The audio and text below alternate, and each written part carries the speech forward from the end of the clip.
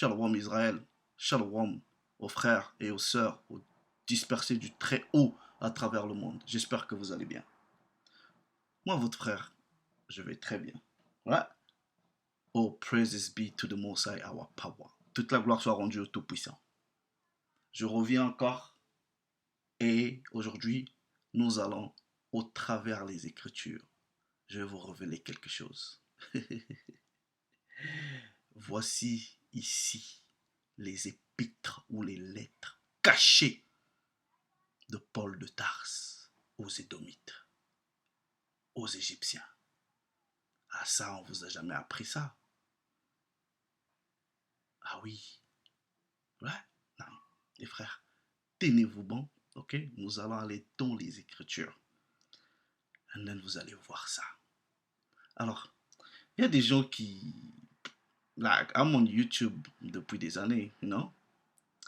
Mais ce que vous devrez d'abord comprendre, et il y en a qui sont peut-être habitués à ma démarche, je ne suis pas une personne qui vient comme ça pour juste dire des choses parce qu'il faut dire. Non.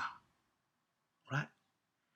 Moi, en ce qui concerne la Bible, ou en tout cas cette vérité, j'ai en fait une démarche, on va dire, tridimensionnelle.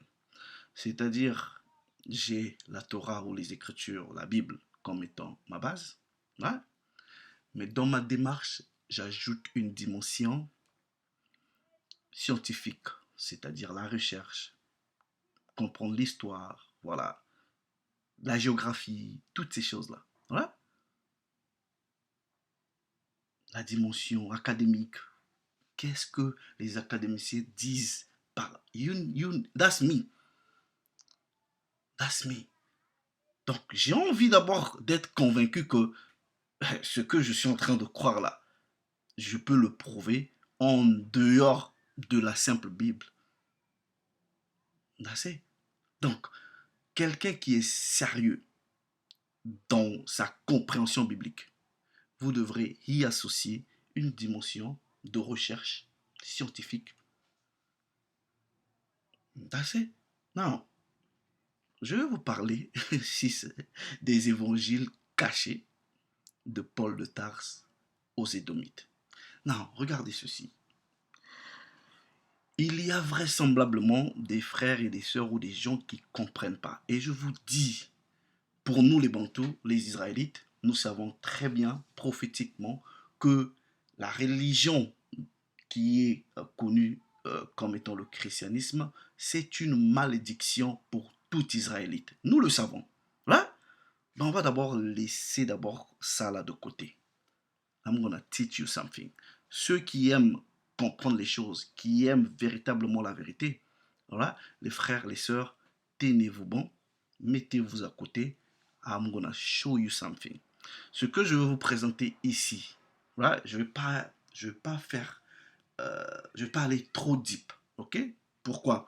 Je vais poser les jalons et vous laisser simplement de vous-même aller continuer vos propres recherches, ok? Non, vous allez aller dans les Écritures. Now, let me, because Paul, c'est lui, c'est-à-dire c'est lui l'autorité chez les chrétiens en fait. Paul, c'est-à-dire quand on parle d'autorité, c'est-à-dire l'autorité biblique ou scripturelle des chrétiens, c'est Paul. C'est-à-dire, vous enlevez Paul de Tarse du christianisme, c'est-à-dire les écrits de Paul de Tarse du christianisme, c'est fini. Là, non. Vous n'avez jamais été curieux de voir, par exemple, cette personne-là qu'on appelle Paul de Tarse, il a écrit, mais presque, on va dire, presque la moitié de ce que vous considérez comme étant le Nouveau Testament. Alors, vous allez comprendre ici, on a ce qu'on appelle par les épîtres de Paul. Il va avoir chez Paul deux types d'épîtres. Les épîtres, c'est des lettres. Ouais? Il va avoir deux types d'épîtres ou de lettres. Il y en a que Paul va envoyer aux individus. Vous voyez, les Timothée, voilà, les Tites, les Philémon, c'est des individus. Là. Et le deuxième type d'épître va être adressé aux congrégations. Bon, pour utiliser peut-être le langage chrétien, aux églises, mais en réalité, congrégation. Alors, le chrétien normal, c'est-à-dire celui qui est au bas de, non, même pas celui qui est au bas de l'échelle du christianisme, ok? Dans le christianisme, et par rapport peut-être à la culture d'aujourd'hui, quand quelqu'un voit Romain, ok? Voit Corinthien, voit Galate, voit Éphésiens, Philippiens, bah écoutez, ce sont des pays supposément dits des blancs ou voilà, européens. Ok? On a cette perception dans la tête. Thessalonique, mais c'est où? Oh, on a dit c'est vers Grèce. Right? Et automatiquement, vous vous dites, bah, c'est le pays des blancs. Bah, écoutez, c'est que ces Romains-là devaient être blancs. Ces Corinthiens-là devaient être blancs.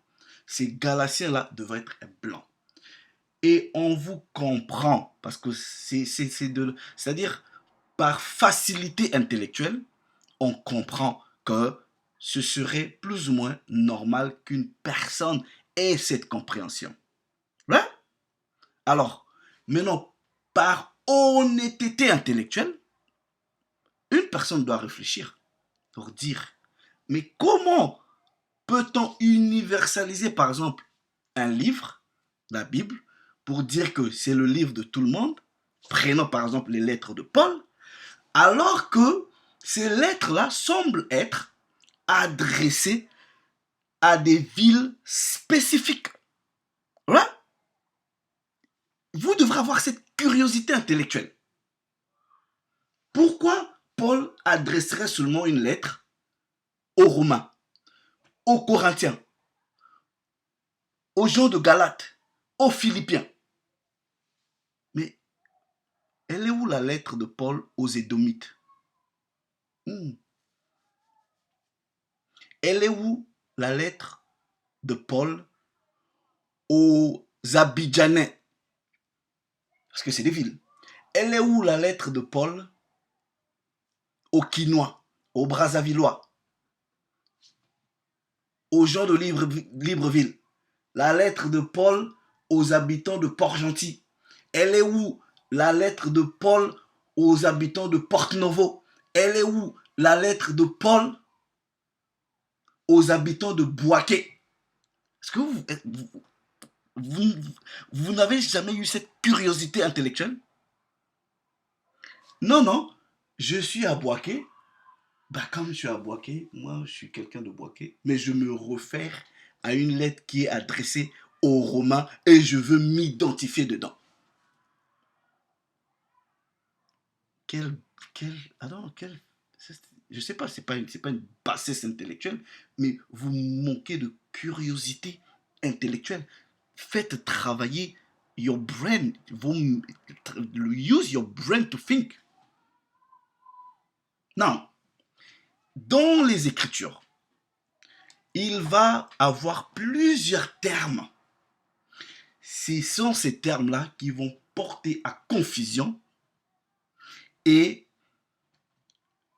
vous allez comprendre que le christianisme, en réalité, toute forme du christianisme actuel, c'est le catholicisme. En réalité, c'est, vous voyez, catholique, c'est l'universalisme. Je vous ai dit, moi, votre frère, très humblement, right? Je connais le paradigme chrétien. Je connais la narrative chrétienne. Je connais les breakdowns du christianisme. Je connais ça. C'est-à-dire, si je suis en train de dormir, 3 heures du matin, vous me réveillez dans le sommeil. Ok? Vous me dites, il y a une prédication du pasteur chrétien. Il prêche sur ça. Il a cité tel verset. Je vous dis, le deuxième verset là, ça va être ça. Anoda. Et nous, les Israélites, tous mes frères israélites, nous connaissons ça. Now, let me show you something. Ok? Je veux ici susciter la curiosité biblique et intellectuelle des individus qui me suivent.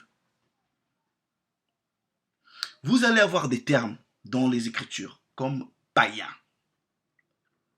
Ok? Gentiles ou gentils. Vous allez avoir les termes comme étrangers ou même aliens. Ok? Dans les Écritures. Si vous ne maîtrisez pas ces termes-là, votre compréhension des Écritures va être faussée. Let me tell you something. Quand vous prenez les épîtres de Paul, il va utiliser des termes comme juif, grec. Mais comment est-ce que le juif et le grec peuvent représenter l'univers entier? How? Il n'y a ni juif ni grec. L'Égyptien est où? L'Édomite est où? Le Moabite est où? Pourquoi Paul parle seulement du juif et du grec? Mais le juif et le grec ne représentent que deux nationalités. Et encore, je vais vous expliquer. Tout juif, ok? Non, tout israélite n'est pas juif. Je répète, ok? Ça va être confus pour des gens qui sont ignorants ou qui n'ont jamais écouté ça, mais je répète, tout juif,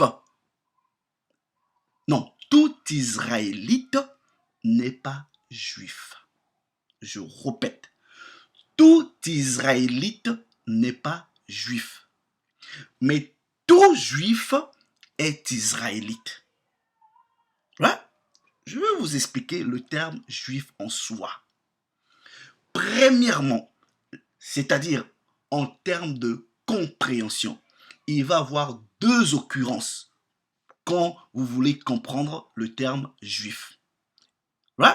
D'ailleurs, trois occurrences. Ok? La première occurrence est juif, c'est celui qui sort d'une tribu, c'est-à-dire il a d'abord une nation qui est Israël, ensuite, ok, il a sa tribu qui est la tribu de Juda. Ça veut dire quoi? Ça veut dire celui qui est danite, il est israélite, il n'est pas juif. Celui qui est de la tribu d'Asher, il n'est pas juif. That's what you need to understand. Il est israélite, mais il n'est pas juif. Non, si vous prenez le verset où on vous dit il n'y a ni juif ni grec, il est où le danite dans ça? Il est où le nephthalite dans ça là? Il n'y a ni juif ni grec. On parle de deux nations, deux tribus, ou deux, c'est-à-dire le grec. On va vous expliquer, ok? Mais le terme juif ne fait pas forcément référence à tout Israël. La deuxième occurrence du terme juif, ça va être la maison de Juda. Et la maison de Juda comprend plus ou moins trois tribus, c'est-à-dire la tribu de Juda, Lévi et Benjamin. C'est pour cela quand vous lisez Ésaïe, il vous dit, regarde, je vais d'abord dans Ézéchiel, ok, pour que vous compreniez ça, c'est Ézéchiel 37, ok. Let me show you. Là, quand je vois des gens venir mettre des commentaires, ils vont dans les lettres de Paul, oui, Dieu n'est pas seulement le Dieu des Juifs et des Gentiles. Listen, vous êtes scripturellement ignorant. Et pour être gentil, vous êtes scripturellement idiot. And I mean it. Parce que quand vous comprenez pas ou quand vous connaissez pas, quand vous voyez quelqu'un, demandez-lui, mais why do you say this? Pourquoi vous dites ça là? Pourquoi tu arrives à cette conclusion? Quelles sont tes explications? Vous ramenez des textes, des passages que vous ne maîtrisez même pas. Let me tell you something. I'll show you something. Voilà. Ézéchiel chapitre 37. Ok? Voilà. Pay attention. Par rapport à la vision du greffage. Parce que quand vous partez dans Romains, vous pensez que même médicalement, quand on fait un greffage, vous pensez qu'on va vous prendre, on va faire la greffe du cœur avec, avec les fesses. Vous, mais on peut que greffer un organe avec un autre organe de la même nature. That's very stupid for you to think, oh, les païens ont été greffés. Mais like, allez chez les agriculteurs, ils vont vous expliquer c'est quoi le greffage. Vous pouvez que greffer quelque chose de la même nature. Or, quand vous mettez, par exemple, quand nous partons dans la dimension agricole, quand vous greffez deux choses de nature différente, ok, c'est déjà contre la loi, puisque le Tout-Puissant lui-même, il dit, sur ton champ, tu n'ensemenceras pas des choses, c'est-à-dire des grains ou de seeds de différentes natures. Mais quand vous allez dans les lettres de Paul, il vous parle de deux types d'oliviers, n'est-ce pas? Naturel et sauvage. Donc, like, think, like, why don't you use your brain? Ok, regardez. Il dit ici, hein, pour que vous compreniez le terme juif. Donc, on demande à Ézéchiel de prendre deux bois. Et le premier bois, le premier morceau de bois, on dit, c'est pour Judas au verset 16. Et toi, fils de l'homme, prends une pièce de bois et écris dessus pour Judas et pour les enfants d'Israël qui lui sont associés. Les enfants d'Israël qui sont associés à Judas, quand vous lisez l'histoire par rapport au split, c'est-à-dire à la division du royaume, c'est Lévi et Benjamin. Ok?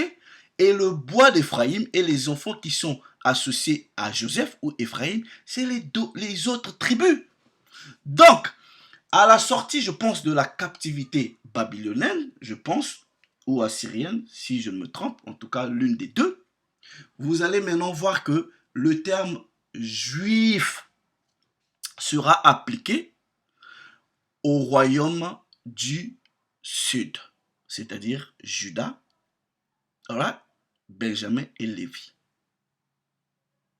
Est-ce que vous comprenez? That's history. Donc, quand vous ne maîtrisez pas les différentes variations des termes, ça va être difficile pour vous de comprendre les textes. Et quand vous partez, par exemple, dans les... Le terme, par exemple, païen. Le terme païen ne définit pas la nationalité d'une personne dans la première compréhension. Il y a plusieurs compréhensions du terme païen. Le terme païen ne définit forcément pas la nationalité d'une personne. On peut comprendre païen comme étant quelqu'un qui est d'une nation étrangère. Ça ne définit pas étrangère par rapport à Israël. Mais le terme païen a aussi, en tout cas, une autre compréhension sur le plan du culte, de la morale, des habitudes qu'un Israélite peut suivre et il devient païen dans cette dimension-là. You need to understand ces concepts-là. Là, non. Quand vous aurez maîtrisé tout ça, là, les expressions comme étranger, quand vous aurez maîtrisé tout ça, là, quand vous partez dans le texte biblique et que vous voyez, par exemple, il y a une occurrence, on dit gentle, les gentils. Mais réfléchissez, posez-vous la question, de quel gentil ou de quel païen on parle ici? Est-ce que c'est un païen édomite, c'est-à-dire un non-israélite, ou c'est un païen sur le plan de l'éthique, du culte, de la culture, du mode de vie? That's what you need to understand. C'est pour cela quand je vois les frères venir mettre des commentaires ici, I just love. Now, let me show you something. Vous partez, ayez quand même la curiosité. Où sont les lettres de Paul aux Moabites? Parce que dans votre paradigme chrétien, là, quand vous lisez, oui, cet évangile sera, sera prêché dans le monde entier, ou aller dans le monde entier, faites de ces gens-là des disciples. Mais non, je vous pose la question. Ok. On prend ce que vous, dans le christianisme, vous appelez par les commissions. Ouais? Soit disons la grande commission, ce que vous appelez.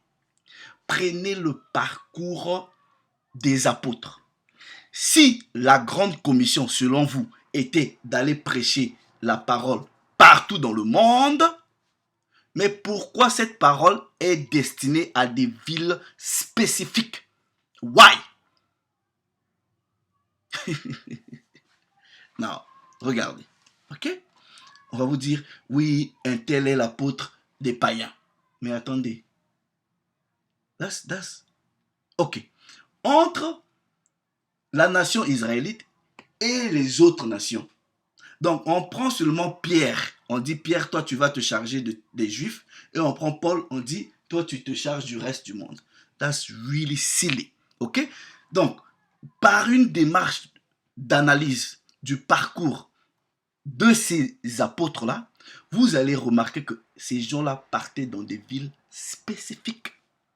Et dans ces villes spécifiques-là, ils allaient dans des endroits précis. Alors, maîtrisez d'abord, premièrement, l'histoire israélite. Maîtrisez, étudiez les déportations. Étudiez ce qu'on appelle par la diaspora. Étudiez les migrations israélites. Par exemple, vos Bibles là, vous lisez des Bibles à 66 livres. Vous ne maîtrisez pas l'hellénisation. Ok? Donc, comment est-ce que vous allez dans le Nouveau Testament où on vous parle des individus, on dit ceux de la circoncision. Et on vous parle d'autres individus, oh, ceux, les incirconcis. Mais qui sont les incirconcis? Qui sont les circoncis? You need to understand that. Mais vous ne pouvez pas comprendre tout ça là si vous n'avez aucune maîtrise de l'histoire. Now, let me get to the point. Let me get to the point. Regardez ceci. Jean, vous savez très bien que le Christ lui-même, il a dit. J'ai entendu. Quand vous dites à un chrétien, mais Jésus, il a dit, il a été envoyé qu'aux brebis perdues de la maison d'Israël. Ils vont vous dire, oui, oui, oui, oui, mais après, quand il est mort, ça a changé. C'était maintenant à tout le monde. Wow. Bon. Si la grande commission serait, par exemple, d'aller prêcher l'évangile à tout le monde, donc, les gens comme les Jacques, c'est le frère de Jésus, il va prêcher qu'aux dispersés. Jacques 1.1, il dit, Jacques, serviteur de Dieu, du Seigneur Jésus, aux 12 tribus qui sont dans la dispersion. Mais Jacques, la commission, c'est d'aller prêcher à tout le monde. Pourquoi toi, tu choisis seulement les 12 tribus? Something is wrong there. Donc, Jacques, tu n'es pas en train de respecter d'aller dans tout, c'est-à-dire va dans tout le monde. Vous prenez par exemple Pierre, 1 Pierre 1. Pierre, tu as la grande commission, c'est va chez tout le monde. Donc en gros, si la grande commission serait aller chez tout le monde, on n'aurait pas besoin d'avoir des lettres spécifiques à des villes. On va seulement chez tout le monde. Oui, nous avons quitté Israël pour peut-être aller, je sais pas, en Chine. Oui, on est arrivé en Chine. Mais on ne va pas dire, oh, la lettre de Paul aux habitants, je sais pas, de Shanghai. Là, it won't make any sense. Puisque il n'y aurait pas de choix de sélection. Ce serait chez tout le monde. Non, hold on. Pierre, pareil. Ok? Nous allons regarder. Pierre, déjà, il vous dit, Pierre, apôtre de Jésus, à ceux qui sont étrangers et dispersés. Où? Dans le pan. Hein? Dans la galaxie. Si vous êtes intelligent, vous comprenez déjà que les dispersés et les étrangers ici, ça parle des Israélites. Let me show you. Let me go to the English. I'll go to the English. Then it makes it clear. First Peter.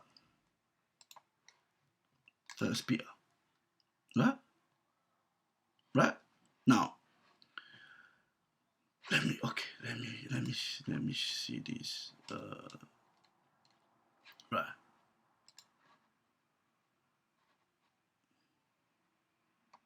Hold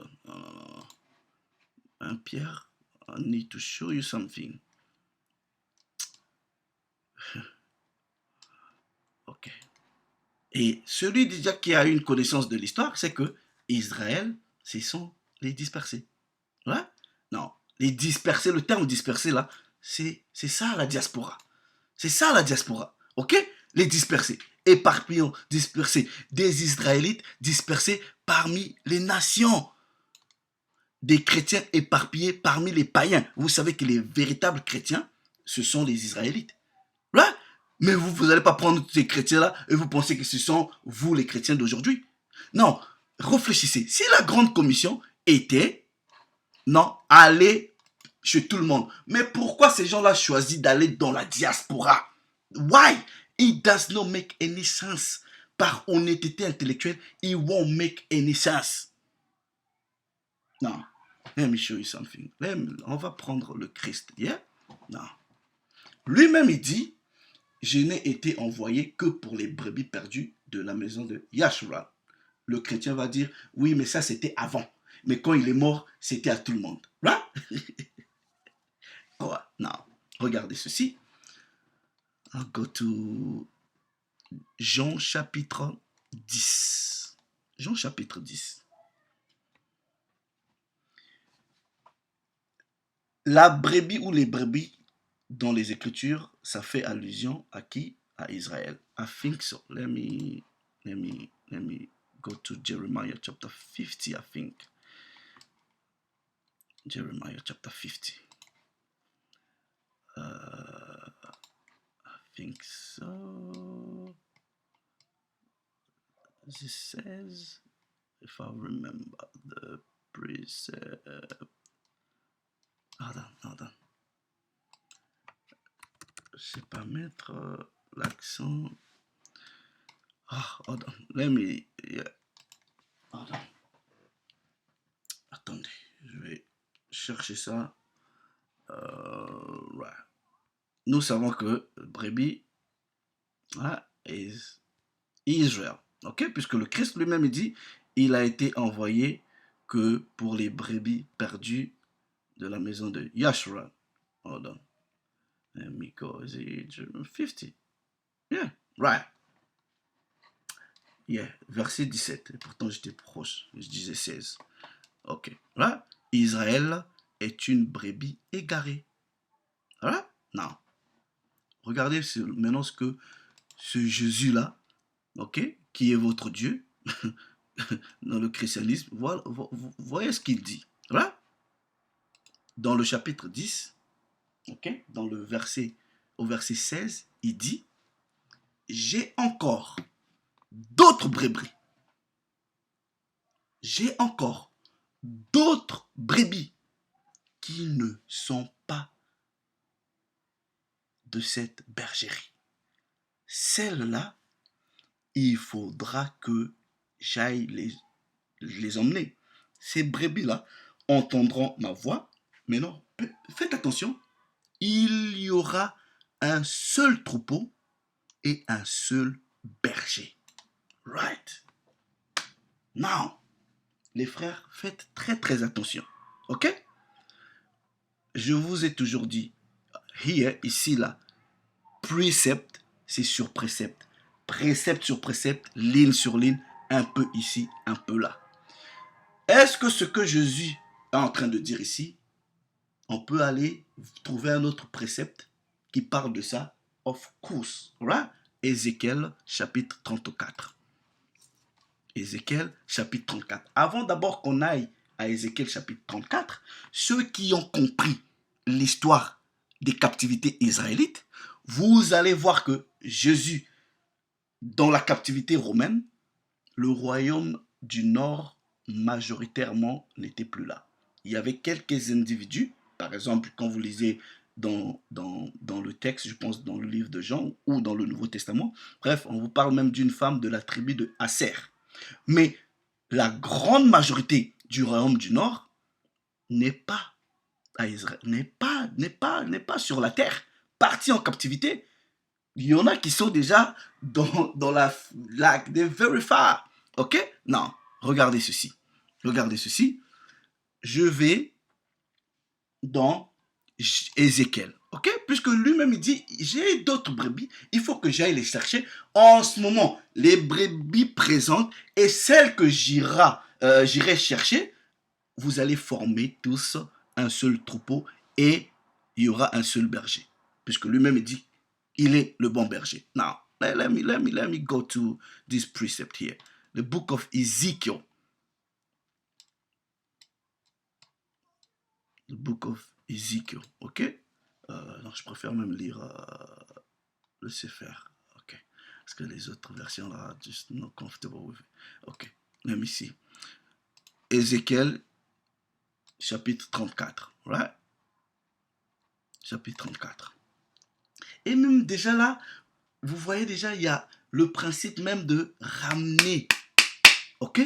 La nation israélite, c'était une nation divisée. Donc, pour dire que j'ai, non seulement, premièrement, tu as été envoyé que pour les brebis perdues d'Israël. Mais tu dis que j'ai encore d'autres brebis, il faut que je les ramène pour que ces brebis actuelles et les autres forment un seul troupeau. C'est ce qu'on appelle par la réconciliation, c'est le rassemblement. Là, donc, ceux qui étaient un, divisés, mais on doit ramener ça ensemble. C'est-à-dire, c'est ça le principe du graft in, le greffage. C'est-à-dire, vous avez un tronc ou un olivier, et l'olivier qui s'est perdu, on ramène sur ce qui est naturel. Right? Like very simple. Vous n'avez pas besoin d'étudier les mathématiques to understand this. Now, let me show you. Ézéchiel, chapitre 34. Ok? On va lire. Let's go to... Attendez. C'est quoi ça? On va lire à partir du verset 22. Ok? Pay attention. Vous pouvez lire dans n'importe quelle Bible. Voilà. Il n'y a pas trop de différence. Ok. Non. Regardez ceci. On dit ici, je prêterai secours, au verset 22, je prêterai secours à mes brebis pour qu'elles ne soient plus livrées en proie. Jérémie dit, Israël est une brebis égarée que les lions dévorent. C'est qui les lions? Psaume 83, les Édomites, toutes les nations, ouais, c'est-à-dire ces nations-là sont contre nous. Ce sont ces nations qui nous dévorent, qui nous pillent, qui nous maltraitent, qui nous tuent. Je prêterai secours à mes brebis pour qu'elles ne soient plus livrées en proie et je jugerai entre brebis et brebis. Brebis et brebis. J'ai encore d'autres brebis qui ne sont pas de cette bergerie. Là, maintenant, quand il aurait fait ça, verset 23, j'établirai sur elle, sur ces brebis qui, un seul pasteur. Le pasteur, c'est qui? C'est le berger. C'est pas votre pasteur de l'église là. C'est, voilà, celui qui fait l'activité pastorale. Voilà, c'est lui le pasteur. Le berger, le terme berger est utilisé dans le Nouveau Testament. Un seul pasteur qui les paîtra.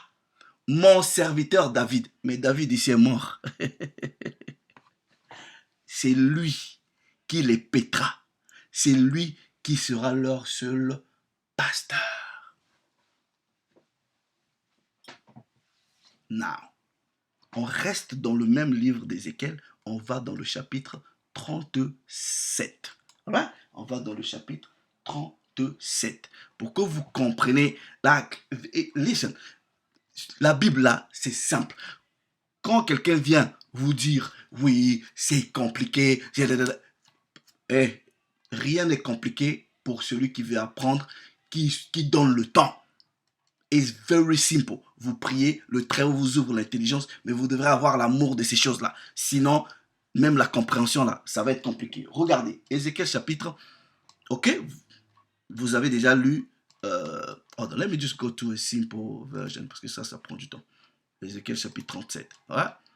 À partir du verset. Donc, comprenez que Ézéchiel, regardez, je prends juste, je vais lire le contexte pour que vous compreniez très bien, même quand vous partez dans Romains chapitre 9, Romains chapitre 11, si vous n'avez pas Ézéchiel chapitre 35 en tête, si vous n'avez pas osé en tête, your understanding will be wrong. Ouais? Now, let me show you. Regardez bien. À partir du verset, on va lire le contexte. Ok? 15. La parole de l'Éternel me fut adressée en ces mots. Et toi, fils de l'homme, prends quoi? Une pièce de bois. Une pièce de bois. Right? Maintenant, quand on a pris une pièce de bois ici, c'est une pièce de bois. Mais on va lui demander de prendre encore une autre pièce de bois. On ne lui a pas demandé de prendre une pièce de métal. C'est toujours le bois. Regardez. Prends une pièce de bois. La première pièce de bois, c'est à qui? C'est pour Juda, le royaume du sud. La maison de Juda. Ok? Et pour les enfants qui lui sont associés, on prend une pièce de bois. Et c'est ça tout l'image du greffage. Deuxièmement, on lui dit, prends maintenant une autre pièce de bois. C'est deux pièces de bois. Ce n'est pas une pièce de bois avec un métal. Right? Puisque vous dites que les païens sont... Mais ça, le Très-Haut, vos histoires de mélange là, il n'aime pas. Non, bref. Prends une autre pièce de bois, écrit dessus pour Joseph ou Ephraim, le royaume du Nord, le Southern Kingdom, la maison d'Israël. Et toute la maison d'Israël qui lui est associée. Maintenant, qu'est-ce que tu fais? Rapproche-les, c'est-à-dire la première pièce avec l'autre, pour former une seule pièce, de sorte qu'elle soit unie dans ta main. Same thing. Je veux rassembler les brebis, ok, pour que elles soient rassemblées et un seul pasteur, un seul berger. Right? Now, on continue. Maintenant, verset 18. Lorsque les enfants de ton peuple te diront, mais ce que tu fais là, est-ce que tu nous expliques pas? Ça signifie quoi? Tu vas leur répondre, ainsi parle le Très-Haut. Voici, je prendrai le bois de Joseph qui est dans la main d'Éphraïm. Éphraïm était devenu la tribu mère dans le royaume du Nord. Ok? Et les tribus d'Israël qui lui sont associées. Je les joindrai au bois de Juda et j'en formerai un seul bois, de sorte qu'il ne soit qu'un dans ta main. Ouais? Regardez. Mais non. Vous lisez, ouais? Voici, je prendrai les enfants d'Israël du milieu des nations où ils sont allés, je les rassemblerai de toutes parts et je les ramènerai dans leur pays. Verset 22. Je ferai d'eux, quoi? Une seule nation dans le pays.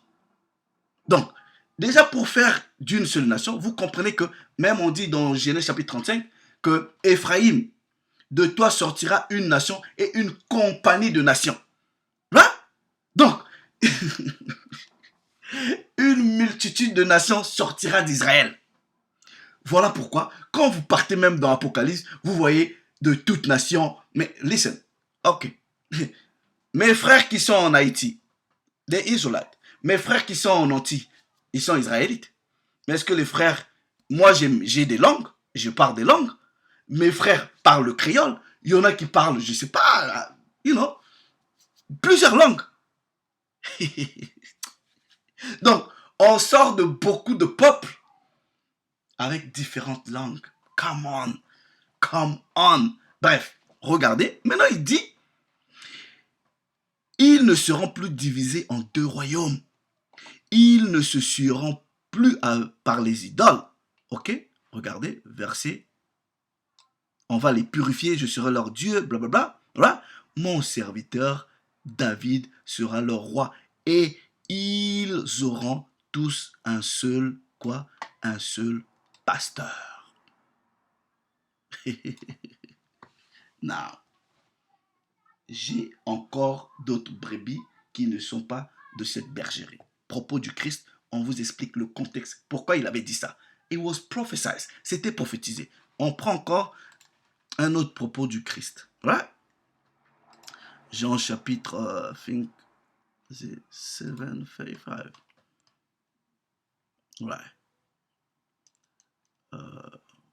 Ok. Now, regardez maintenant. Là, je suis dans la Louis II. Ok? Let me see if I've go here. Right. Now, pay attention. Ok? Like, plusieurs des frères qui viennent ici, like, you don't listen. Ok? Moi, si j'écoute un enseignement, I take note. J'ai mes notes. Je prends note. La personne a dit, voici le raisonnement. Ah, je ne viens pas avec les émotions. Non. Je viens parce que là, quelqu'un est en train d'enseigner. Ok. Laisse-moi d'abord comprendre son approche. C'est quoi sa narrative? Comment? Understand first. Qu'est-ce que les Écritures disent? Alright? Like, dans, comment on dit? N'interromps pas les gens au milieu de leur discours. Écoute d'abord, comprends, ensuite tu peux interroger. Non, hold on. Ok? Regardez ce que Jésus dit. À partir du verset 33, ok? Jésus dit, je suis encore avec vous pour un peu de temps. Puis, je m'en vais vers celui qui m'a envoyé. Vous me chercherez et vous ne me trouverez pas. Jésus est en train de dire, I'm about to go. Vous allez me chercher et vous n'allez pas me trouver. Voilà? Mais non, vous allez comprendre la réponse des Juifs qui savaient très bien que leurs frères étaient partis, ils vivaient dans les autres contrées. Et c'est là qu'ils vont faire allusion, dire, mais bon, lui il dit que voilà, on va le chercher, est-ce qu'il va pas aller chez nos frères qui sont dispersés? Ouais? Regardez, verset 35, sur quoi les Juifs dirent entre eux, où ira-t-il que nous le trouvions pas? Ira-t-il parmi ceux qui sont dispersés chez les Grecs? Enseignera-t-il aux Grecs? Right. Now. Mais non, quelqu'un va prendre par exemple ce terme grec là, il va croire que oui, les Grecs là, c'est forcément les étrangers. Mais ce Jésus là, il dit qu'il a d'autres brebis et il faudra qu'il aille prêcher. Mais pourquoi maintenant les apôtres ici font allusion aux Grecs? Pourquoi les apôtres, les Juifs ici, sorry, pas les apôtres, pourquoi les Juifs ont dit, ouais ben, mais il va partir d'ici? Est-ce qu'il va aller chez les Moabites? Non. Est-ce qu'il va aller chez les Wolofs? Mais pourquoi ils parlent seulement des Grecs? Pourquoi ils insistent? Vous voyez très bien que tout est restreint dans un espace géographique. Right? Now, qui sont ces Grecs-là auxquels ces gens-là faisaient allusion? Ce sont les Israélites en captivité et qui ont pour langue, culture, coutume grecque. Right? Those are the Grecians. Ok? The Grecian. Hold on. Je prends par exemple, regardez. Let me show you something. Like, les frères, faites un effort. Même la langue là, il faut étudier. Ok? I'll just show you something. Now, regardez par exemple.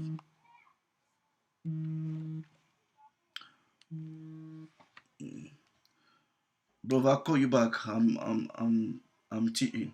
Yeah. Thanks. Right. Sorry. Regardez. Je prends par exemple Actes chapitre 6. On vous dit, en ce temps-là, le nombre des disciples augmentèrent.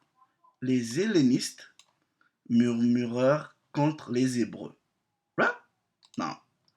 Vous allez comprendre que helléniste et hébreu ici, là, ne définit pas, ici dans ce contexte, ça ne définit pas la nationalité. Mais c'est une question de langue. I'm gonna prove that to you. On va peut-être dans la semeur. Ok? Regardez. À cette époque, comme le nombre des disciples ne cessait d'augmenter, les tensions surgirent entre les disciples juifs de qui? De culture grecque, mais en réalité, toutes ces personnes-là sont israélites. Et ceux qui étaient nés en Palestine, ceux qui avaient le grec comme langue et ceux qui avaient l'hébreu comme langue. On va dans second 21. Helléniste, Martin, grec. Il s'éleva un murmure des Grecs. Non, quelqu'un qui ne comprend pas ces choses-là, il va lire grec. Pour lui, dans sa tête, ah, il y a les Grecs et il y a les Hébreux. Forcément, c'est deux personnes différentes. Non. Voilà? Non. Avant d'abord, maintenant que je vous explique, parce que là, allez faire vos propres recherches sur les migrations, sur la période euh, euh, euh, helléniste. Ok, lisez les prophéties de Daniel, lisez le livre de Maccabée. Voilà. Je ne vais pas tout vous donner, parce que quand on vous donne tout là, ça vous stimule pas pour aller rechercher. Voilà. Non. Let me just show you. Je vais ici vous jouer le témoignage d'un scholar, c'est-à-dire un académicien édomite. Édomite. Et vous allez voir que eux-mêmes, ils savent que toutes les lettres de Paul, je répète, toutes les lettres de Paul ont été adressées à la diaspora israélite. Ou Thessalonique, voilà, Galate, voilà. Donc, quand nous vous disons que les Galatiens auxquels Paul s'adresse sont des Israélites, nous ne sommes pas en train de vous dire que tous les Galatiens, ce sont les Israélites. Non. Il y a des Édomites. C'est leur pays, c'est chez eux. Ok? Mais les lettres sont adressées à la diaspora israélite vivant en Galatie. C'est précis. La lettre qui est adressée aux Romains n'est pas adressée aux Édomites romains. C'est adressé aux Israélites vivant à Rome.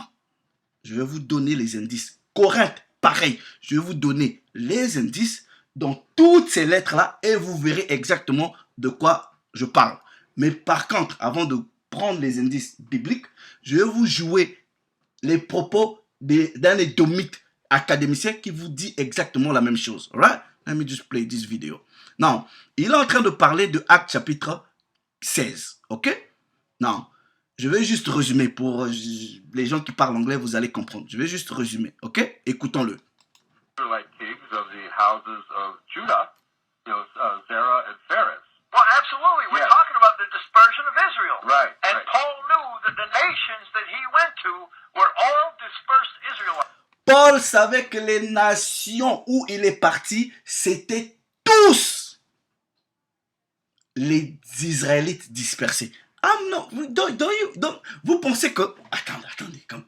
Oh, donc, moi je vais venir comme ça là, me ridiculiser, venir dire des trucs que j'ai pas vérifié, que j'ai pas examiné, que j'ai pas étudié. That's very silly.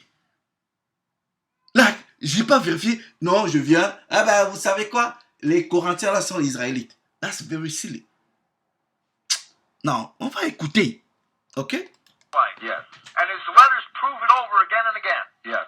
So that the universalists who want to interpret this phrase the way it has been translated, and you could say it like this: to bear my name before the nations, which Gentiles they assume means non-Israelites. Right. Donc, okay. Il est en train de dire que quand les gens lisent, ils voient les Gentiles, c'est-à-dire les gentils ou païens, ils se disent, oh, c'est non, donc là, c'est forcément pas des Israélites. It's wrong. Ok? Approchez-vous chez les académiciens bibliques qui sont sérieux, et ils vont vous dire, that's wrong. That's completely wrong. Pour avoir cette compréhension-là, that's wrong. C'est-à-dire que ta compréhension est influencée par le catholicisme, est influencée par le christianisme. Mais ce n'est pas une compréhension historique de la Bible. Which is another separate group, whoever they might be, and the children of Israel, as if the first two were different from the latter. Right, but the grammatical construction is called a hendiatrisin. Alors, moi, ça fait un moment, je m'intéresse à l'étude textuelle, grammaticale des écrits. Alright? Donc, I've been studying that. Donc, it takes a lot. Ok? Et c'est ce que le monsieur est en train de faire comprendre. Like, ok, listen. Let me just play. It means one by means of three. It means that all three of these entities being mentioned are actually the same. The nations and the kings of the sons of Israel. The nation, donc il fait allusion, je pense, à Actes chapitre 16, I think. Ok? Il faisait allusion, Actes chapitre, anyway, ok? Il dit, c'est les nation, les rois, c'est toujours les Israélites. C'est un Édomite scholar, dans l'académicien. It is Right? a literal reading. Yes. Okay, very good. Well, let me finish with verse 16. For I will show him how great things he must suffer for my name's sake. So for the Paul bashers, these two verses, 15 and 16, are very succinctly declaring that Paul is a chosen vessel. Absolutely. The Paul bashers are doing us a great disservice. Yes. Donc il dit maintenant qu'il y a beaucoup de gens qui viennent critiquer Paul, tout simplement. Right? Là, non, c'était Acte chapitre 9. Il est en train de lire Acte chapitre 9. Et il dit en fait, mais plusieurs personnes ont des critiques sévères à l'égard de Paul, mais justement parce qu'ils n'ont pas encore vraiment compris ce que Paul disait. Right? Prove that Christianity is for only the lost sheep of the house of Israel. Et il dit, mais quand vous étudiez les lettres de Paul, vous comprenez que en réalité, même le vrai christianisme, ce n'est que pour la maison d'Israël. Oh gosh, that's really sad, man. We study, nous on étudie. On vient pas vous raconter des bêtises. Like every single thing I study, okay? Je vais vous partager les documents. Go and study on your own. Moi, je viens pas vous faire croire que j'ai des révélations, Dieu m'a... Hey, listen. Ce que Dieu me permet de comprendre dans mon closet là, right? Assez all praise. Je viens, je partage aux frères. Regarde, étudie ça. Regarde. Right? Now, this is a testimony. Ça, c'est un édomite. Il reconnaît que, non, le christianisme, c'est-à-dire authentique, pur, que les apôtres ont pratiqué, ce n'est que pour les Israélites. Avant qu'il y ait perversion. Et vous entendez des idiots qui viennent dire, oui, c'est Constantin qui a fondé le christianisme. That's very stupid. Mais Constantin arrive quand pour fonder le christianisme? Mais pour avoir un christianisme, il faut un Christ. C'est qui le Christ de Constantin? That's very stupid. Non, je reviendrai pour vous prouver, parce qu'il y en a qui disent, oui, le Mashiach ou Jésus n'a pas existé. Je vais vous ramener toutes les preuves. Anyway, that's not the case, right? Mais on va écouter. Right, because of the bad translation, the universalists have chosen to universalize it. Vous universalisez tout le salut. Vous universalisez. Donc ça c'est les édomites qui vous disent. Vous choisissez d'universaliser tout, alors que ces choses-là sont exclusives à une nation. Damn. And the Paul bashers agree with them, not understanding the grammar here. Well, the Paul bashers' biggest mistake is simply taking for granted that the mainstream translators translated all this properly. Exactly. C'est une question de traduction. Donc, quand vous lisez grec, blablabla, Gentiles, then you get confused. You get confused. C'est pour cela que vous devez devenir un étudiant de ces choses-là. Ok? Vous devez devenir un étudiant de ces choses-là. Et utiliser, mais allez, vous pensez que vous avez appris, réfléchissez, devenez analytique. Come on. Right, absolutely. And they botched it at every turn. Yeah, they universalized it, they twisted it and perverted it at every turn. Right. And this... Vous pervertissez, je sais pas comment on dit, anyway, ok? Vous pervertissez tous les termes de Paul, vous les universalisez, alors que ces choses-là sont spécifiques à des gens particuliers. Hein? This is one of the primary verses. Yes, very good. So let me just, one more question before we close this evening. Do you think that this false translation, or this mistranslation here, is deliberate? Donc, vous avez face à des mauvaises reproductions du texte, ok, des traductions, right? Et vous avez aussi, vous faites face à, comment on dit,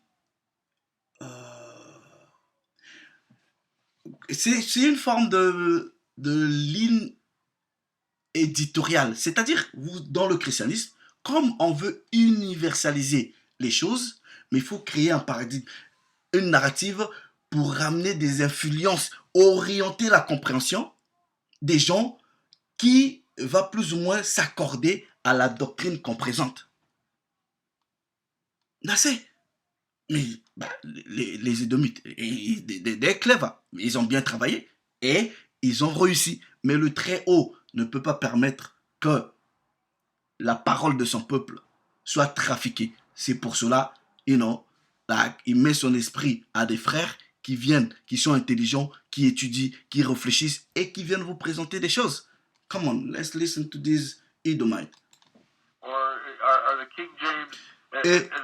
Et un Édomite comme ça, là, qui vient honnêtement, là, il est worthy. Quand je dis, c'est-à-dire, how do you say worthy? Là, en français. Comment dire?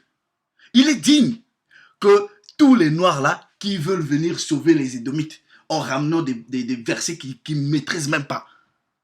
Là, celui-là, cet Édomite-là, il fera un bon esclave.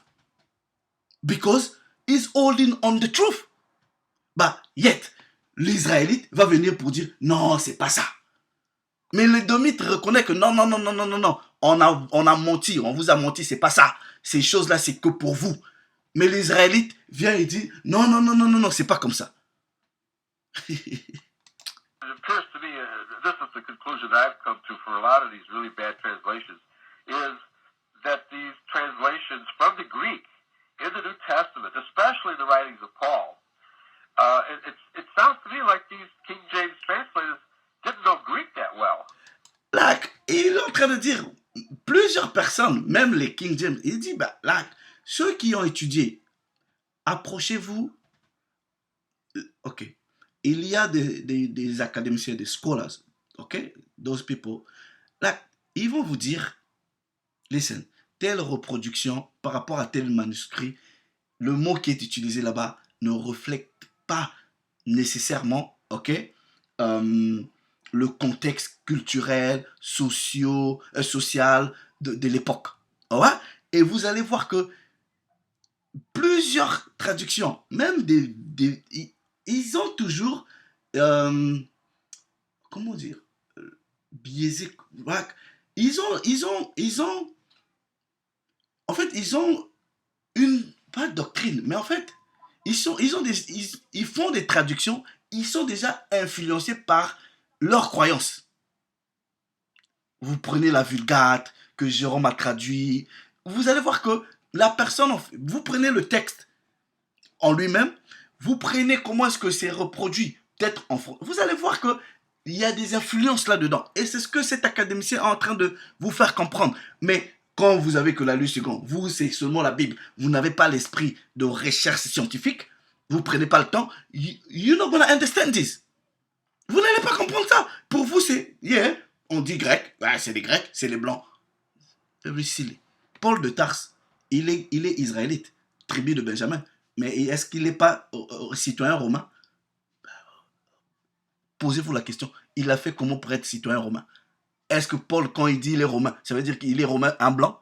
That's very silly, stupid. Something to say, like thinking that way. It seems to be on many occasions that they did not know Greek that well. Okay. And the men before them made errors. Yes. But the biggest error, the biggest sin of the translators of recent times, yes, who should know better, who after 200 years... Yes. Et il est en train de dire, la plus grosse erreur, même des traducteurs bibliques d'aujourd'hui, qui devraient avoir pris le temps de comprendre les erreurs des autres en termes de grammaire, hein, ok? Parce que quand on vous parle d'erreurs, il y en a qui vont vous dire, oui, la Bible, tout. Là, on est dans la dimension de critique textuelle, ok? Critique textuelle, grammaire. Voilà, c'est différent, ok? Ne venez pas parce que vous devez être focus. Il dit, mais en termes de c'est-à-dire, les traducteurs d'aujourd'hui, ils ont eu suffisamment de temps pour comprendre que non, il y a eu grammaticalement des erreurs, ils n'ont même pas aussi eu le temps de corriger. Pas toutes les traductions. Il y en a qui vont corriger un texte ou un verset, ils vont laisser encore des fautes sur l'autre. Voilà pourquoi c'est à vous de faire ces recherches-là, d'avoir cet esprit analytique, de bien comprendre, comparer. Ok, non, je souhaite que les frères, vous vous mettez à la comparaison textuelle, ok, des textes bibliques. Maîtriser essayez de comprendre les manuscrits, les traductions, tout ça là, la ligne éditoriale des traductions. Alright? Ok, vous allez dire c'est too much, mais that's when you get to the truth. C'est comme ça que vous vous faites une conclusion à vous. Il y a un frère qui est venu me dire, oui, la Bible que Dieu a recommandée, c'est la Louis II. Mais how can you say something stupid de cette envergure? La Louis II, qui n'a même pas 2 siècles. Mais, like, what the hell is that? Donc, Dieu... Alors qu'avant la Louis II, plusieurs Bibles existaient. Maintenant, une personne avec un raisonnement comme ça, je ne vais pas te respecter. Je ne te respecte pas. Je ne peux pas te respecter. That's foolishness. Dire un truc comme ça. You know, the English, the scholarship that the Englishman has brought to the world is simply amazing. Right. The work that they did in the Victorian age and the age of the Empire, all right, the work that they did in archaeology and in language studies, and I do the best that I can to follow that legacy. Right. And that is why I use all classical English in the sense of, you know, Victorian English references. I do have kind of la même approche, ok? C'est-à-dire quand je prends un texte, même quand je fais mes études bibliques, voilà, j'ai plusieurs Bibles que j'utilise. Je fais les comparaisons de textes. Je regarde la grammaire. That's when you understand. Tu comprends que ici il y a un piège, ici il y a des trucs. That's what you need to do. Oui, je sais que tout le monde n'a peut-être pas ce temps ou n'a peut-être pas ces habilités-là, mais quand tu dis être étudiant du texte biblique, c'est ce que tu fais. Tu lis le texte, tu l'analyses, tu fais des comparaisons de grammaire, d'orthographe. That's when you get to the point like, ok, est-ce que ce texte-là est traduit de façon fidèle ou non? N'importe quoi ça. That's why I use the Liddell and Scott lexicon. Right. I don't use any of the modern trash because a lot of that's watered down and politically corrected. Exactly. That's why I read the low. Il dit plusieurs de ces traductions-là sont like, politiquement incorrectes, ok? C'est corrompu dedans. You know? C'est facile même de prendre la Louis II, toutes les Bibles et le prouver. C'est facile. Mais ça va être difficile quand vous partez peut-être dans la langue et vous maîtrisez plus ou moins les manuscrits. Ça va être difficile. C'est là que vous saurez que non, là, c'est pas bon. Library, Greek classics, because they were all translated in like the 1920s and 30s at the peak of English scholarship. Okay. Most of them were translated by English scholars. Right. And so we can also detect in the New Testament a lot of Catholic influence as well. Il dit, nous pouvons aussi détecter dans le Nouveau Testament les influences catholiques. Ok? L'universalisme est une influence catholique. Hein? Right. And in the 1600s, when the translators did translate, if indeed they knew any Greek, they had to know some, right? Right. They had to universalize. They had to accept universalized interpretation. Donc, il parle, on disait même par rapport à la 1611, à l'époque victorienne là, ok? Donc, même les traducteurs bibliques à cette époque-là ont été influencés par le catholicisme en acceptant de plus ou moins d'universaliser les choses. C'est ce qu'on a, ok? Donc, ce que lui présente là, celui qui a déjà fait des recherches ou qui lit attentivement, de façon focalisée, le texte biblique, bah, tu vas comprendre que yeah, like, something is not adding up. On va écouter cet académicien et je vais vous montrer ce qu'il dit là dans les écritures bibliques. Corinthiens, Romains, je vais vous prouver que ces gens-là, ces lettres-là sont adressées aux Israélites. Voilà. Yes, because they knew they belonged in Christianity, but they did not know how. Right. They did not have the archaeology and the Greek scholarship and the scholarship in the classics that later generations had. Yeah, they did not understand that they were Israelites, and the Jews were making the claim that they were Israel, and so then who are we? Right. It's probably what they were thinking. They just took for granted the Jewish definitions of a lot of terms, like Gentiles. Right. But Jerome, when he translated the Vulgate, you know, there are other words besides gentilis that he could have used. Quoi? Il dit, par exemple, tu prends la Vulgate, il dit, mais en latin, par exemple, il y a plusieurs termes pour dire que cette personne-là ou ces personnes-là ne sont pas des Israélites. Mais il préfère utiliser un terme, pas ambigu, mais un terme qui peut mélanger tout le monde. Right? And he's saying it. But a gentilis indicates somebody of the same race. Yeah. Right. Not necessarily of the same nation, but of the same race. Non, exactement. Exactement. Right, exactly. And there are other words in Latin that denote people of other countries that don't make that distinction. Exactly. Donc, il parle par rapport à la Vulgate en disant, mais il y a plusieurs mots. Quand tu dis Gentiles ne définit pas forcément la nationalité de la personne. Ok? Pas forcément. C'est ethnos, nation. Ok? Mais il y a plusieurs nations. De quelle nation appartiens-tu? That's the problem. Donc, vous voyez, il y a des mots, il y a ce qu'on appelle par la polysémie des mots. Un mot peut avoir plusieurs sens. Mais c'est le contexte qui nous permet d'identifier, oui, quel est le sens pour lequel ce mot est utilisé dans ce contexte-là. Et ce que ce monsieur est en train de dire, il make sense. Ouais? They don't have that connotation. Right. And the whole world has been fooled by the Jewish redefinition of the word Gentile. Exactly. Non-Jew. And it never did. And it never did. That's right. And Paul, you know, the commission here to Paul is to go and bring the name of Christ before both the nations and kings of the sons of Israel. Paul a été commissionné de ramener la parole du Père, ok, par le Mashiach, aux rois et aux nations qui ne sont que israélites. Oh, ce monsieur, c'est un raciste, mais c'est un édomite, allégré raciste avec un évangile tribal.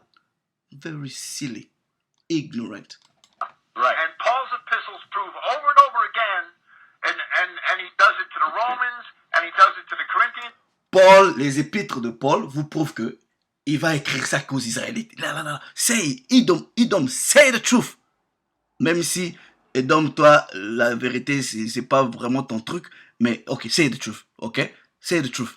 That they are the dispersed children of Israel. Period! And if Paul was going to Let me play again. Yeah? and he does it to the Corinthians, Écoutez-le bien, ok? over again, and he does it to the Romans, and he does it to the Corinthians, that they are the dispersed children of Israel. They are, les Romains, les Corinthiens auxquels Paul écrit des lettres, sont les dispersés des enfants d'Israël. Même après cette vidéo-là, les idiots bantous qui vont venir défendre les idomites là, non, c'est pas ça. I'm gonna prove that to you, ok? Et si vous êtes des hommes, why don't you just mettez-vous devant la caméra, ramenez-nous vos preuves scientifiques, ramenez-nous les breakdowns, que non, ce que ce monsieur dit ou ce que toi tu dis c'est faux. Regarde ceci. Then we're gonna move on.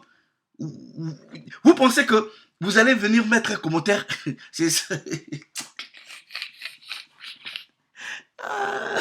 Bon, quand vous faites ça là, moi comme ça m'entertaine, ok?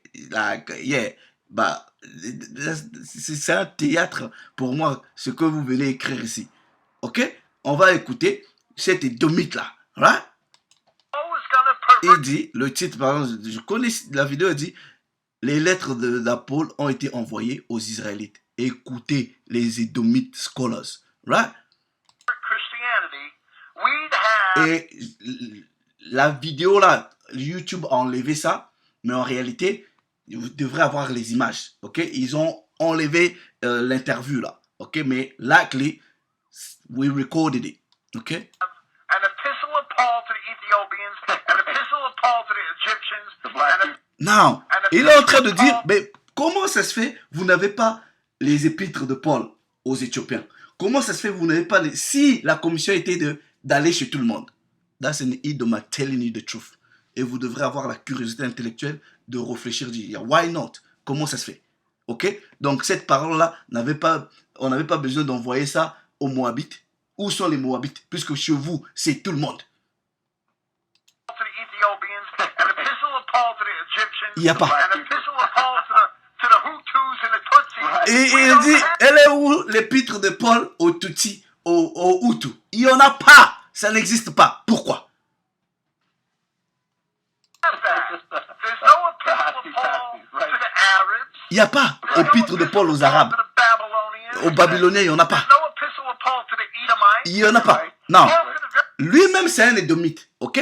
Ce monsieur-là, c'est un édomite. Vous allez écouter ce qu'il va dire par rapport à eux-mêmes, les édomites. Il dit, il n'y a pas une épître de Paul aux édomites. Maintenant, écoutez, et il va vous confirmer que même Paul... Hold on.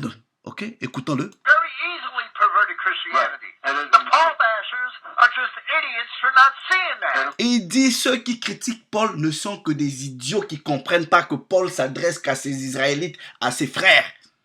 Mais il dit ça dans Romains. Il dit, je préfère même être maudit pour mes frères qui sont Israélites, à qui appartiennent tout. Le culte, l'alliance, les promesses aux Israélites. Of course, in other books, Paul definitely says that the Edomites are vessels fit for destruction.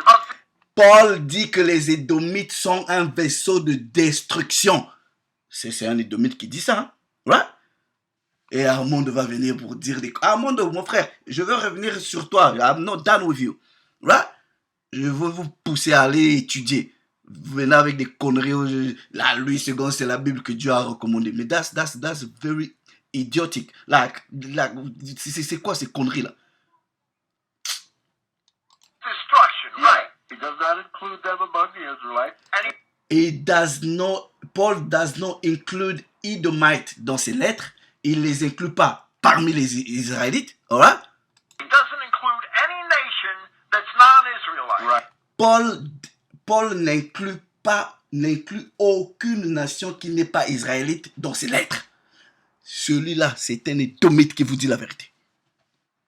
Right. And Every one of those people Paul wrote an epistle to were dispersed Israelites. Toutes les personnes chez qui Paul a adressé les lettres sont les dispersés israélites.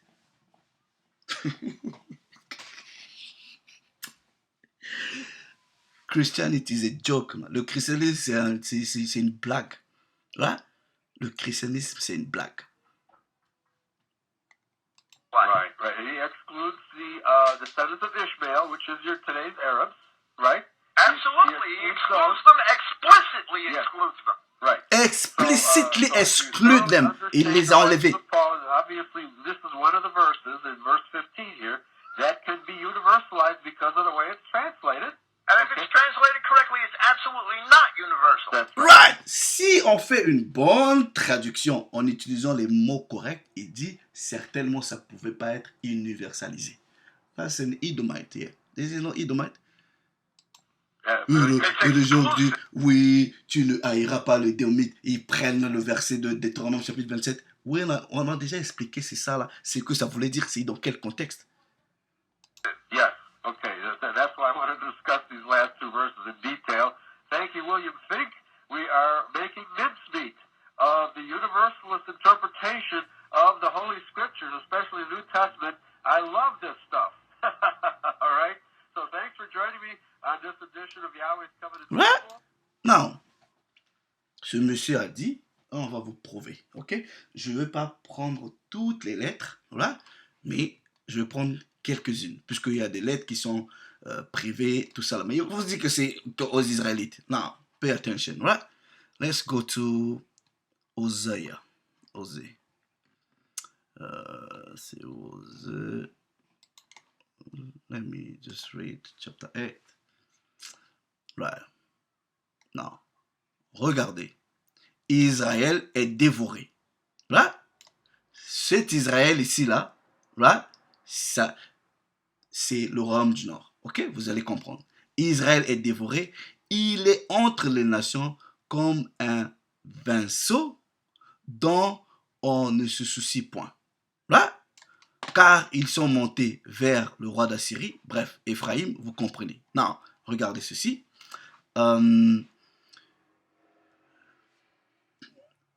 Non, ça va dépendre des traductions, ok? Osée chapitre, dans d'autres versions c'est le chapitre 2, right? Now, let me, let me show you something. The people are very, very unlearned, ok? Romains chapter 11, ok? I'll show you something. Romains chapitre 11. Regardez comment Paul commence ici. Je dis donc, Dieu a-t-il rejeté son peuple? À Dieu ne plaise. Je suis moi-même israélite. Il insiste, il est de la tribu de Benjamin. Right? Dieu n'a pas rejeté. Et au chapitre 9, il vous dit qu'il voudra lui-même être maudit pour ses frères. Right? Ses frères. Car je souhaiterais être séparé de Christ pour mes frères. Qui sont mes parents selon, qui sont israélites, desquels sont l'adoption, à qui appartient l'adoption, la gloire, les alliances, la loi, le culte. Mais comment est-ce que vous venez dire que Dieu va faire de tout le monde un royaume de sacrificateurs, mais la sacrificature c'est le culte? Mais on vous dit que le culte est exclusif aux Israélites. Non, non. On repart dans le chapitre 11, ok? People are very stupid. Ils lisent, oui, Paul, apôtre des gentils. Et exclusivement, ils pensent que gentil là, ou païen là, c'est en dehors d'Israël. Hein? Regardez. Mais non, si on dit que Pierre est l'apôtre des Juifs, ben, donc, techniquement parlant, Pierre n'est pas l'apôtre des Danites. Techniquement parlant, Pierre n'est pas l'apôtre des Nephtalites.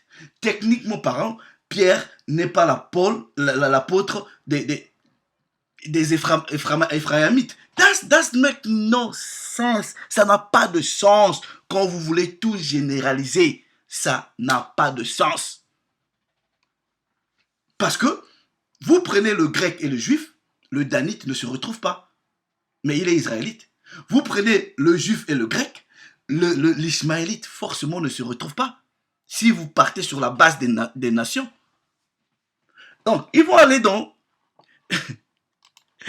Romains chapitre 11, ok? Ils lisent, oui, la totalité des païens, les branches. On vous parle des branches. Comprenez? Regardez. Non. Prenez le temps de bien lire. J'avais déjà expliqué le greffage. Alright? I'm not gonna go back to it. Non. Regardez. On vous dit ici, déjà le verset 28.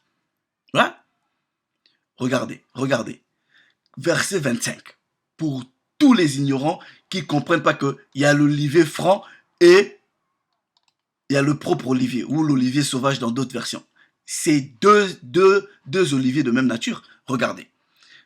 Car, pour tous ceux qui vont venir, oui, les païens ont été greffés. Voilà. Il vous dit, car je veux pas, frère, que vous soyez ignorants, que vous ignorez ce mystère, afin que vous ne vous regardiez comme sages. C'est qu'une partie d'Israël est fait quoi? Est tombée dans l'endurcissement.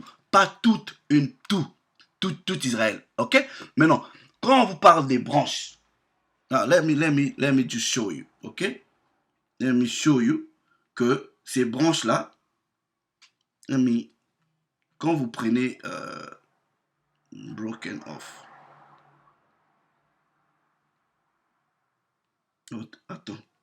Je pense que, let me look for this precept. Right. Now, regardez. Vous voyez que dans Romains chapitre 11 ici, on vous parle de l'olivier. Right? Now, pay attention. Let me just show this to you. Les frères, vous donnez mal à la tête. Regardez ceci. Ok? Jérémie chapitre 11. I'll show you. Ok? Jérémie chapitre 11. Si vous voulez comprendre le greffage, vous prenez Ézéchiel chapitre 37. Ok? Jérémie chapitre 11. Regardez. Ouais. On va prendre à partir du verset. Ouais. À partir du verset 15. Que ferait mon bien-aimé dans ma maison? Il s'y commet une foule de crimes. La chair sacrée disparaîtra devant toi. Quand tu fais le mal, c'est alors tu triomphes. Olivier verdoyant, remarquable par la beauté de son fruit. Tel est le nom que je t'avais donné, l'Éternel. Au bruit du fracas, il l'embrasse. Et ses rameaux, ses branches sont brisées. Then go to Paul, ok? Quand vous remontez ici, là, Paul vous parle des branches, ok, qui ont été retranchées. Là, verset 19.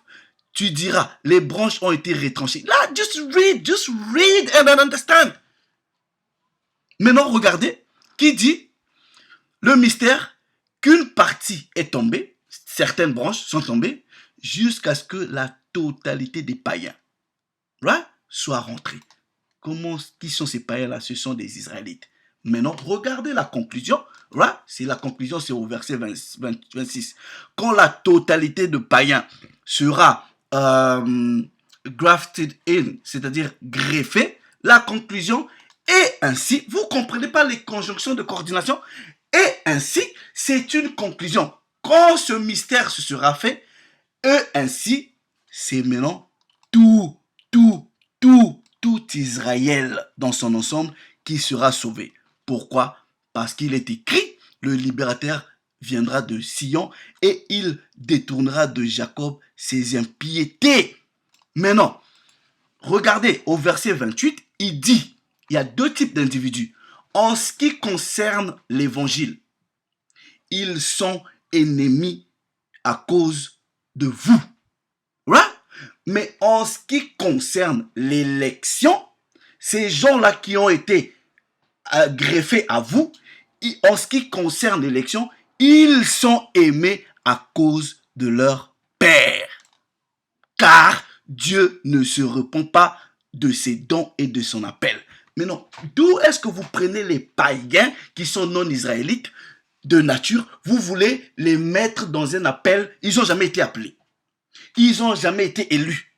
On vous dit, en ce qui concerne l'évangile, on vous ramène l'évangile du Mashiach. Ça peut peut-être avoir des problèmes, tout ça là, mais regardez, vous pouvez peut-être have issue en ce qui concerne l'évangile. Vous pouvez avoir des petits problèmes, mais rappelez-vous qu'en ce qui concerne l'élection, ces gens-là qui reviennent, ils ont été choisis au même titre que vous. Paul s'adressant à la fois aux Juifs, c'est-à-dire ceux de la circoncision, qui avaient toujours des problèmes quand les autres frères revenaient en disant « Ouais, vous n'êtes pas circoncis ». L'histoire se trouve dans le livre de Maccabée. Comprenez l'hellénisation. Là, donc, ils vont partir dans ces passages comme ça, là. Ils ne comprennent même pas l'historique derrière. Non, let me show you something. Let me show you something. Ouais? Regardez. Et, par exemple, quand dans Romains chapitre, par exemple, 11 ici, même dans le chapitre 9, regardez, parce qu'il faut bien, il parle, non, ok, quand dans le chapitre 9, quand on dit, ainsi nous a-t-il appelés non seulement d'entre les Juifs, ok, mais aussi d'entre les païens. Donc, mais quand vous prenez ce verset-là, où sont les Danites? Puisque le danite n'est pas juif, il est israélite. Ok? Et les païens, et ils se disent, ah oui, donc on appelait tout le monde. Mais Paul vous dit, ce que je suis en train de vous dire là, c'est selon ce que Osée dit.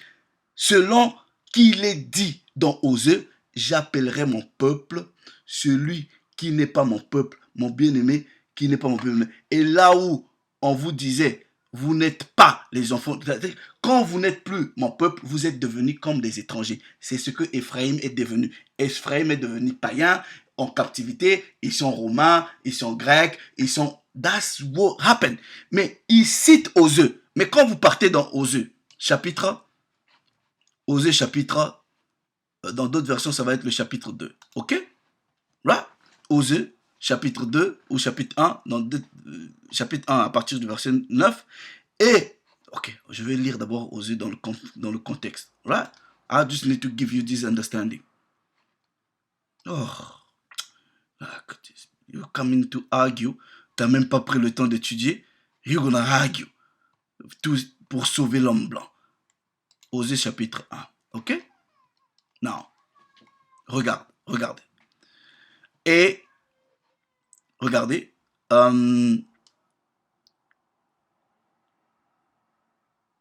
Non. Elle sevra Lo-Rushama. Puis elle conçut et enfanta un fils et dit, donne-lui le nom de Lo-Ami. Voilà, le rejet, Lo-Ami. Ok? Car, en parlant d'Ephraïm, hein, car vous n'êtes pas mon peuple et je ne serai pas votre Dieu. Quand le Tout-Puissant te prononce une parole comme ça, tu es considéré maintenant comme une nation étrangère. Right? Non. Dans d'autres versions, ça va continuer, verset 9, blablabla, mais dans les versions courtes, vous devrez aller dans le chapitre 2. Mais je prends la version longue. Et l'Éternel dit, donne-lui le nom de Lo-Ami, car vous n'êtes pas mon peuple. Ok? Je ne suis pas votre Dieu. Cependant, le nombre des enfants d'Israël sera comme le sable de la mer, qui ne peut se mesurer ni se compter. Au lieu qu'on leur disait, vous n'êtes plus le peuple de Dieu, vous êtes maintenant des Grecs, vous ne pouvez pas être des Israélites. Ok? Au lieu qu'on leur disait, vous n'êtes pas mon peuple, on dira, fils du Dieu vivant. Verset 11, les enfants de Juda et les enfants d'Israël se rassembleront. Mais c'est ce que Paul est en train de vous enseigner ici. Come on! Dans le chapitre 11, greffage, graft in, bringing the two people together. Damn! Qu'est-ce qui est difficile de comprendre là? Il va aller citer Osée pour rien. Ouf. Let me just do quick, ok? Non, je vous donne un exemple. Les Corinthiens, est-ce que les Galatiens sont israélites? Mais Pierre vous dit déjà dans le chapitre 1 Pierre 1, que il parle à ceux qui sont dans la Galatie. Now, let me show you something, ok? I just take, par exemple, Corinthiens, ok? Les gens vont voir Corinthiens comme ça, ils se disent, les Corinthiens, ce sont les Grecs, c'est des Blancs. Là? Non. Les Corinthiens sont les Grecs. C'est chez les Blancs, ok? Mais la lettre qui est adressée aux Corinthiens là n'est pas adressée aux Idomites blancs corinthiens. Elle est adressée aux dispersés israélites qui habitent à Corinthe, à ses frères israélites. Let me prove that to you with the scripture, ok? Faites attention. Ouais? Non, regardez ceci. Right, non. Déjà, le premier verset. Vous allez comprendre que le premier verset, déjà, Ézéchiel. Paul appelé à être, regarde, Paul appelé à être apôtre de Jésus par la volonté, blablabla, à qui? À l'église qui est à Corinthe. C'est précis. Il ne dit pas j'envoie tout le monde à l'église. C'est précis. Qui est à Corinthe? À qui? À ceux qui ont été sanctifiés, mis à part.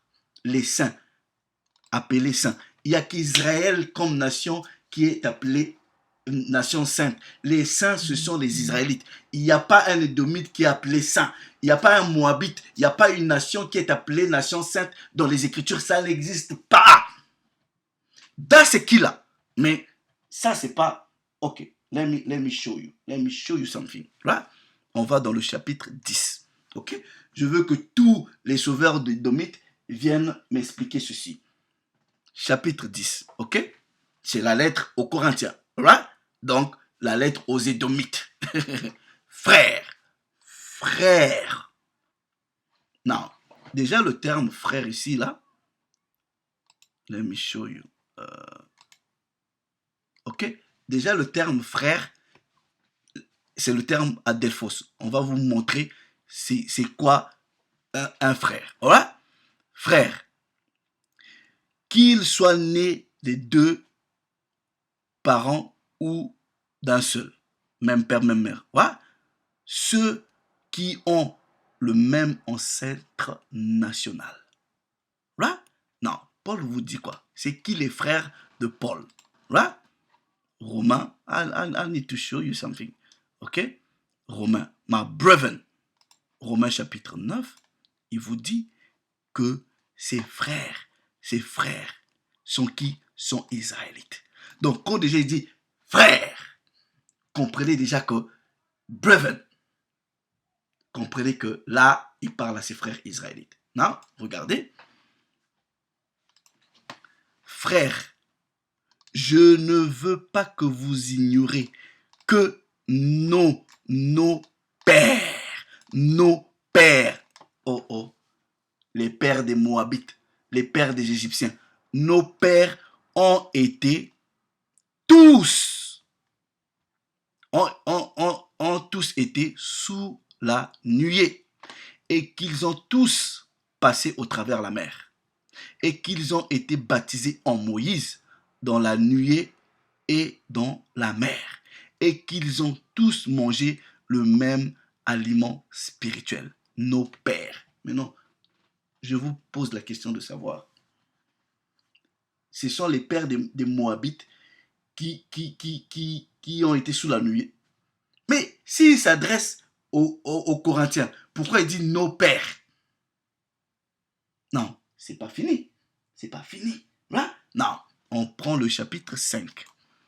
Et il fait comprendre aux Corinthiens, avant que vous reveniez, vous étiez des païens. Let me show you something. Non, le chrétien commun, pour lui, Corinthiens, c'est des païens. Right? Dans le sens, c'est-à-dire c'est des non-israélites. Non, regardez, ok? On va garder votre paradigme là. Admettons que Paul est en train d'écrire sa lettre aux Édomites de Corinthe. Nous savons très bien que les Édomites, ce ne sont pas des Israélites. Ok? Non, regardez.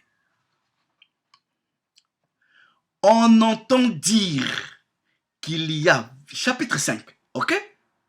On entend dire généralement qu'il y a parmi vous de l'impudicité. Right? Et une impudicité telle que ne se rencontre même pas chez les païens. Oh, non, le terme en français païen ici, c'est Gentiles. Right? Non, je vais vous le prouver que c'est Gentiles, c'est ethnos, c'est nation. Right? Non, regardez. Ethnos, ok? Les nations. Right? Non, ça ne vous définit pas. Mais non, si les Corinthiens étaient les païens dans le sens les non-israélites, comment lui dit encore aux gens qui sont déjà non-israélites qu'on a remarqué chez vous de l'impudicité que même chez les non-israélites, on n'a pas remarqué. It does not make any sense. Ça n'a pas de sens si les Corinthiens ne sont pas des Israélites. Pourquoi lui, sachant que c'est déjà des païens, il va dire, oui, on a entendu que vous faites des choses pires même que les païens. It doesn't make any sense. Vous comprenez que il sait qu'il s'adresse à ses frères en disant, mais j'ai entendu que vous pratiquez les choses pires même que les païens. Hein? Non. Regardez. Regardez. Au chapitre 12. Hold on. hold on. Let me show you, okay? Where Gentiles. Yeah.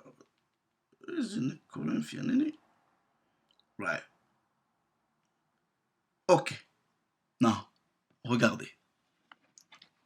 I'm gonna just kill you with this. Le livre de Corinthiens. I can go on. Donc, tous ces livres-là, je vais vous montrer qu'ils s'adressent aux Israélites. Verset 12, chapitre 12, verset 1. Pour ce qui concerne les dons spirituels, je ne veux pas, frères, brethren, ok, que vous soyez dans l'ignorance. Vous savez, lorsque vous étiez païens. Waouh. Ok. Mais les Corinthiens sont déjà des païens, c'est-à-dire des non-israélites. Comment est-ce qu'il s'adresse à eux en disant « lorsque vous étiez encore païens » That doesn't make any sense. That doesn't make any sense. Si tu es païen, c'est-à-dire un édomite, c'est un païen. Is a Gentile. C'est-à-dire c'est un non-israélite. Mais comment on s'adresse aux non-israélites? On dit, ben, souvenez-vous, quand vous étiez des païens dans le sens de non-israélites, et que vous vous laissez entraîner. Donc, en réalité, celui-là dit, quand vous étiez païen, en gros, c'est-à-dire vous suivez les coutumes des païens. Le terme païen ici, c'est ethnos. Ça ne définit pas la nationalité. Mais ici, on est maintenant dans la pratique, dans les habitudes. Vous étiez devenus des païens comme les nations, en pratiquant quoi? L'idolâtrie. He's talking to Corinthians, qui sont où? À Corinthe, mais en réalité, ce sont des Israélites. I can go on and on. Est-ce que j'ai même envie de toucher? Je peux toucher Romain, je peux, like, I'm gonna, juste pour ne pas faire lent, right? I'm just gonna stop there. Ok? J'ai pas envie de faire lent parce que, come on, let me go to Roman. Like, les Romains, come on. L'épître de Paul aux Romains. Those people are Israelites. They are Israelites. Like, come on. Right? Non, regardez. Il vous dit Paul, serviteur de Jésus, blablabla. Il adresse la lettre à qui? Right? Regardez. Il parle de lui-même, il dit, par qui nous avons reçu la grâce et l'apostolat pour amener en son nom à l'obéissance de la foi tous les païens parmi lesquels vous êtes. Right? You are among the Gentiles. Right? You are among the Gentiles. Vous qui avez été appelés par Jésus. Vous qui êtes parmi les païens là, c'est vous qui avez été appelés par Jésus. Et non, on va appeler tous les païens. C'est précis. Hein? Et ces païens-là sont mis à part. Quand vous prenez par exemple l'expression mis à part, c'est élu. Right? Let me see. Separated. Right? Hold on. Yeah. Parmi les païens. Right? Et Paul dit ici, il dit, par exemple, il utilise le terme, ouais, à tout, ok? Il dit au verset 7, à tous ceux qui, à Rome, sont bien-aimés de Dieu, appelés à être saints. Il n'y a qu'Israël qui est saint. Okay. Qui sont les bien-aimés dans la parole? Il n'y a pas une nation, il n'y a pas un peuple qui est bien-aimé de Dieu. Il n'y en a pas, ça n'existe pas. Let me show that to you. I'm gonna show that to you. Je vais dans le bien-aimé. Un édomite va être bien-aimé. That's okay. Now, all right. Let me show you. Bien-aimé selon les Écritures. Je vais dans le livre de Think Baruch. Vous savez que selon les Écritures, c'est Israël qui est élu. Ok? Baruch chapitre 3. Voilà, on va lire le verset 37 ou 36. Ok? Regardez. Voilà, on part verset 36. C'est lui qui est notre Dieu, et nul autre ne lui est comparable. Il a trouvé toutes les voies de la sagesse. Il a donné à qui? À Jacob, son serviteur, et à Israël, son bien-aimé. Et c'est I can go on and on. Thessaloniciens, Israël, Galate, les gens de Galate, Israelites. Right? Donc, pour ne pas faire long, I think I can stop this. Right? Maintenant, pour toutes les personnes qui ont peut-être une compréhension différente, ramenez les documents. Like, I'm gonna show you les évidences scientifiques, c'est-à-dire académiques, de ce que nous disons ici. Votre universalisme là, de la Bible, là, c'est incorrect selon la vérité. Voilà? Donc, tous les sauveurs des Domites, les Domites lui-même, il vient de vous dire que that's wrong. That's wrong. Et c'est seulement vous les Noirs qui voulez... En gros, vous êtes des catholiques. Ok? Vous êtes des catholiques. Nous, là, on ne fait pas l'universalisme. Right? Non. On ne fait pas l'universalisme. Il n'y a pas des histoires de mélange. Les nations doivent d'abord payer. Ok? Aller en captivité et payer. Les Écritures vous disent quoi? Le fils des nations qui va refuser de vous servir va être mis à mort. Ils vont construire nos murs, ils vont construire Jérusalem. Voilà. Qui mène en captivité sera emmené en captivité. Celui qui tue par l'épée sera tué par l'épée. Ésaïe chapitre 14. On va vous prendre. Ceux qui ont dominé sur nous, on va dominer sur vous. Donc, vous pouvez venir pleurer pour vos maîtres d'esclaves édomites. Je préfère 1000 fois un édomite comme ça qui reconnaît la vérité que toi, un Israélite, qui veut venir sauver l'édomite par vos émotions avec des préceptes que vous ne maîtrisez même pas. Il y a plusieurs préceptes ici. Je n'ai même pas, à cause du temps, les Thessaloniciens, je peux vous prouver que ces gens-là sont Israélites. I can just go on. Là, go on. Mais regardez le parcours de même Paul que vous adulez, qui est votre Dieu. Il partait où? Quand il arrivait dans les villes, on vous dit, il est parti dans la synagogue. Mais attends, tu vois Paul, pourquoi tu pars dans les synagogues? Pourquoi tu vas faire quoi là où il y a des juifs? Mais va seulement chez les Édomites, prêche à tout le monde. Damn! Oh, praises be to the Most High, our power. Je vous dis un shalom.